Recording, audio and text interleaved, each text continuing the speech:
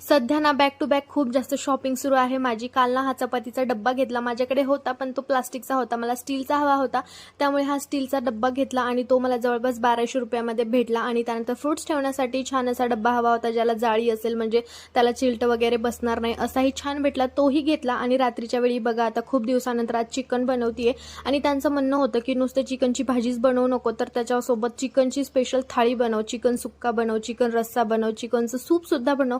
मग सगळं काही बनवते. आणि बघ, काळ्या मसाल्याची इतर रस्त्याची भाजी बनवत होते, त्याचबरोबर चिकन सुक्काही बनवलं होतं.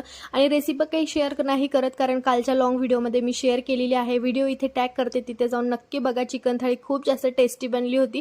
त्यानंतर थोडीशी क्लिनिंग करायची होती, क्लिनिंग करायला घेतली. मिक्सर भरपूर दिवस झाले क्लीन केला नव्हता. आणि असे माझ्याकडे अर्बन वाईबचा हा स्प्रे आहे, ज्याच्या मदतीने सगळं काही लवकर क्लीन होतं. आणि आता नवरात्र येत आहे, तर रोज थोडीफार क्लिनिंग तर झालीच पाहिजे. चला मग, आता इथे माझं किचन पण आवरून रेडी आहे. आपण भेटू पुढच्या व्लॉगमध्ये, तोपर्यंत बाय बाय.